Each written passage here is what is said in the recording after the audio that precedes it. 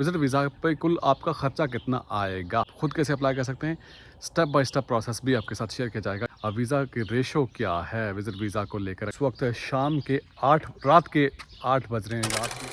Hello and अस्सलाम वालेकुम बाजीज़ and बाजीज़, ਤੁਹਾਡਾ अपना मेज़बान अली जन्नत all the way from Canada. आज की वीडियो में हम बात करेंगे कि कनाडा का विज़िट वीज़ा क्या अप्लाई करना चाहिए फ्रेश पासपोर्ट पे, क्योंकि इस बारे में बहुत सारे दोस्त सवाल पूछते हैं इनबॉक्स में। और क्या कनाडा की जानिब से फ्रेश पासपोर्ट वालों को वीज़ा ग्रांट किया जाता है या नहीं, इस पर हम बात करेंगे। और मोस्ट इम्पॉर्टेंटली, अगर आप खुद वीज़ा अप्लाई करना चाहते हैं और विज़िट वीज़ा पे कुल आपका ख़र्चा कितना आएगा, और आप अगर ख़ुद अप्लाई करना चाहते हैं, आप कंसल्टेंट और एजेंट की जो उनकी सर्विस जो चार्जेस होते हैं, जो फ़ीस होती है, वो आप नहीं पे करना चाहते, तो उसका क्या तरीका है, आप खुद कैसे अप्लाई कर सकते हैं, स्टेप बाय स्टेप प्रोसेस भी आपके साथ शेयर किया जाएगा। यानी आपने डॉक्यूमेंट्स खुद ही अपलोड करने हैं वेबसाइट पे, वही तरीका होता है। यानी जो कंसल्टेंट होते हैं उन्होंने आपसे डॉक्यूमेंट्स लेने होते हैं और वेबसाइट पे अपलोड करने होते हैं canada.ca पे, वो तरीका भी मैं आपके साथ शेयर करूँगा। और फ्रेश पासपोर्ट के हवाले से भी बात करनी है, और ख़ास करके वीज़ा की रेशो क्या है विज़िट वीज़ा को लेकर, अगर आप अप्लाई करना चाहते हैं, इस पर भी हम बात करेंगे। तो वीडियो का बाकायदा आगाज़ करेंगे। वीडियो शुरू करने से पहले अगर आप यूट्यूब पर नए हैं तो प्लीज़ चैनल को सब्सक्राइब कर लीजिएगा, और फेसबुक पर हैं तो पेज को लाइक कीजिए, और इंस्टा और टिकटॉक पे ज्वाइन करने का भी बहुत शुक्रिया। मौसम अच्छा हो चुका है और इसलिए मैंने सोचा कि आपको ज़रा बाहर के नज़ारे भी कराए जाएँ। तो ये आप देख सकते हैं, इस वक्त शाम के 8 रात के 8 बज रहे हैं, रात के या शाम के आप कह सकते हैं, और सूरज आबोताब के साथ चमक रहा है। तो सबसे पहले हम बात करते हैं कि फ़्रेश पासपोर्ट पे अप्लाई करना चाहिए या नहीं। 2023 में यानी पिछले साल फ्रेश पासपोर्ट पे लोगों के वीज़े ग्रांट हुए हैं।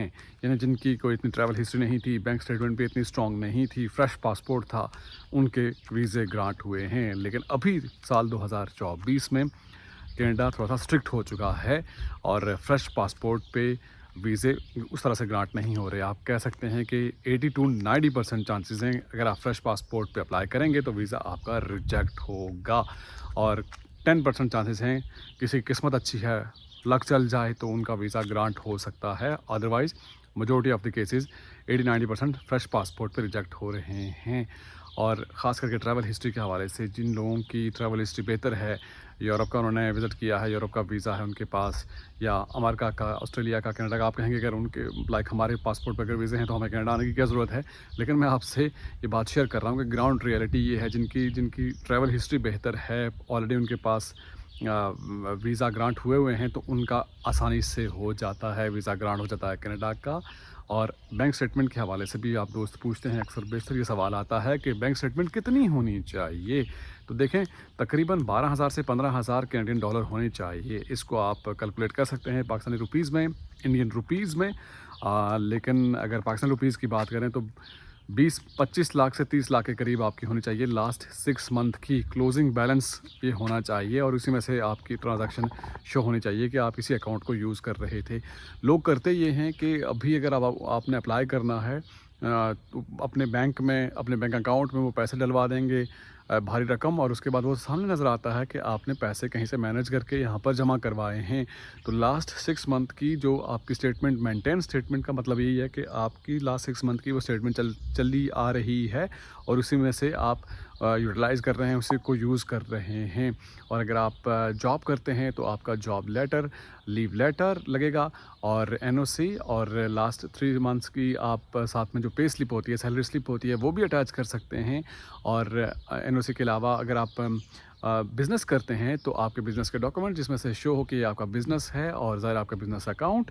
और कुछ लोग ये भी करते हैं कि कंपनी की तरफ से कहते हैं, जी हमें कंपनी की तरफ से फ़लाँ कंपनी के साथ हम काम कर रहे हैं, तो उन्होंने हमें स्पॉन्सर किया है, हमारा जो खर्चा होगा वो कंपनी बर्दाश्त करेगी। तो ऐसे में भी वीज़ा रिजेक्शन स्ट्रेट फॉरवर्ड हो जाती है, क्योंकि इससे पहले हो जाता था इंडिया पाकिस्तान से, लेकिन अब चूँकि ज़ाहिर चीज़ें सामने आ गई हैं, उनको आइडिया है कि लोग ऐसा करते हैं, किसी भी कंपनी के साथ अटैच होकर डॉक्यूमेंट शो करके हमें इस कंपनी के एम्प्लॉय हैं और हमें कंपनी स्पॉन्सर कर रही है, तो वो मुश्किल है, उसमें भी आपका रिजेक्ट हो जाएगा। तो बेहतर ये है कि आप 6 महीने 1 साल अपनी प्रोफाइल पे काम करें। और बैंक स्टेटमेंट के हवाले से भी ज़ाहिर है, हमने बात की कि आपकी बैंक स्टेटमेंट होनी चाहिए, और आपकी ट्रैवल हिस्ट्री पे अपने काम करें। और इसके अलावा डॉक्यूमेंट्स, लेट से आपका फ़ारसी है, मारसी है, और आपके यहाँ पर होटल रिजर्वेशन है और एयर टिकट है, तमाम तरह जो डॉक्यूमेंट्स हैं कवर लेटर के साथ वो अप्लाई करेंगे। और अप्लाई कैसे करना है, अप्लाई करने के लिए इसी वीडियो के आप डिस्क्रिप्शन में जाएंगे, यूट्यूब पर आप जाएंगे, डिस्क्रिप्शन में आपको वीडियो मिल जाएगी कि स्टेप बाय स्टेप प्रोसेस कैसे आप अप्लाई कर सकते हैं कनाडा का विज़िट वीज़ा, खुद आपने कैसे अप्लाई करना है, क्योंकि वो एक लंबी वीडियो है और वो आप देखेंगे और पूरा आसानी से प्रोसेस समझाया गया है कि कौन से डॉक्यूमेंट्स कैसे अपलोड करने हैं, वो आपको मिल जाएगा। और यकीनन एक बार आप गो थ्रू करेंगे तो आपको बहुत ही आसान लगेगा। एक बार देखिएगा और उसके बाद आपको आइडिया हो जाएगा। और यही होता है कि जो कंसल्टेंट होते हैं, एजेंट होते हैं, वो आपके डॉक्यूमेंट्स आपसे लेते हैं और इसी वेबसाइट पे ही उन्होंने अपलोड करने होते हैं, canada.ca पर। आप एक दफ़ा गो थ्रू कर लीजिएगा ज़रूर। विज़िट वीज़ा के ग्रांट होने की रेशो के हवाले से अगर बात करें तो 50-50% है, यानी उन लोगों के विज़िट वीज़ा ग्रांट हो रहे हैं। आल्दो के टूरिज़्म सीज़न है, यहाँ पर आप एज़ अ टूरिस्ट आ रहे हैं तो ज़्यादा डिफरेंट स्पॉट्स को आप एक्सप्लोर करते हैं और उस हिसाब से ज़्यादा जिन लोगों की ऑलरेडी तो ट्रैवल हिस्ट्री बेहतर है, एक दो मुल्कों का उन्होंने विज़िट किया हुआ है, बैंक स्टेटमेंट उनकी अच्छी है, जेन्युइन है और ऑलरेडी जो उनके डॉक्यूमेंटेशन लाइक जॉब और बिज़नेस से प्रॉपर है, तो उनके वीज़ा ग्रांट हो रहे हैं। बाकी जो फ्रेश पासपोर्ट वाले हैं, इससे पहले मैं बात कर चुका हूँ, फ्रेश पासपोर्ट वाले ज़ाहिर है वो एक रिस्क ही लेंगे, ज़ाहिर अगर वो एक चांस है उनके लिए, अगर हो गया तो हो गया, नहीं तो नहीं होगा। और ज़्यादातर बेहतर यही है कि आप अपनी प्रोफाइल पे काम करें, 6 महीने 1 साल उसको मेंटेन करें, अपनी बैंक स्टेटमेंट पे ख़ास करके आपने काम करना है। और इसके अलावा कहीं एक आध मुल्क अगर आप ट्रैवल भी करते हैं उसके बाद अप्लाई करते हैं तो आपकी प्रोफाइल स्ट्रॉन्ग हो जाती है। और फिर देखना ये भी है कि किस टाइम आपने अप्लाई करना है।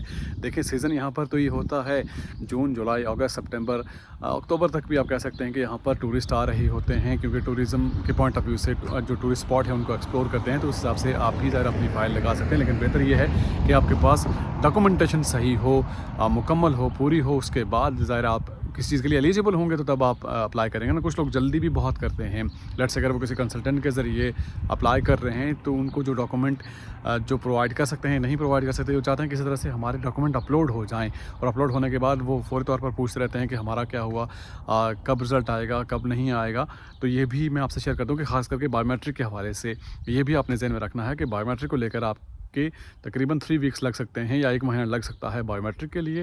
और बायोमेट्रिक लेटर जब आएगा तो आप जाकर अपने बायोमेट्रिक देंगे और उसके बाद आपके तकरीबन 6 से 7 हफ़्ते आपके लग सकते हैं। विज़िट वीज़ा का जो आगे प्रोसेस है उस पर जो डिसीजन आएगा उस पर इतना टाइम लग सकता है, 40-42 दिन आपके लग सकते हैं विज़िट वीज़ा के हवाले से जो डिसीजन आएगा। तो ये आपने ज़हन में रखना है कि आप अगर अब अप्लाई कर रहे हैं, कोई ऐसा इवेंट है यहाँ पर आपने आकर शादी अटेंड करनी है या कोई ऐसा इवेंट अटेंड करना है, कोई कॉन्फ्रेंस है, तो देखिए कि एटलीस्ट 2.5 से 3 महीने का गैप ज़रूर होना चाहिए। यानी आज अगर आप अप्लाई कर रहे हैं तो 3 महीने बाद की अगर कोई डेट आ रही है तो उसको मैच कीजिएगा, तब जाकर वो चीज़ें आपकी क्लियर हो जाएंगी, मैच करेंगी। अदरवाइज़ वो आपका प्रोसेस में ही वो डेट गुजर जाएगी तो और अल्टीमेटली रिजेक्शन का रीज़न ही होगा। अगर वो इवेंट ही 1-2 हफ़्ते बाद है तो ज़ाहिर है वो चीज़ें मैच नहीं कर रही, तो ऑब्वियसली रिफ्यूज़ल ही आएगा। तो इन तमाम चीज़ों पर काम करके मुकम्मल तैयारी के साथ अप्लाई करें, जल्दी मत कीजिए और शॉर्टकट से ही ज़ाहिर नुकसान होता है। आप टाइम लीजिए, ज़ाहिर टाइम टेकिंग प्रोसेस होता है और आप टाइम लेंगे। तकरीबन 6 महीने अगर आप अपने स्टेटमेंट पे काम करेंगे, अपनी प्रोफाइल पे काम करेंगे तो डेफ़िनेटली आपके चांसेस ज़्यादा हो सकते हैं। और इसी के साथ ही आज की वीडियो से इतना ही। अपना फीडबैक आप दे सकते हैं और कोई पॉइंट अगर मुझसे मिस हो गया तो वो भी आप कमेंट बॉक्स में ज़रूर मेंशन कीजिएगा। कोई डॉक्यूमेंट के हवाले से अगर मैंने कोई पॉइंट मिस कर दिया, अगर आप कोई नेक्स्ट टॉपिक भी सजेस्ट करना चाहते हैं तो वो भी आप सजेस्ट कीजिएगा, ज़रूर बताइएगा। आपसे मुलाकात होगी नेक्स्ट वीडियो में। टिल देन मेरा और आपका अल्लाह मालिक।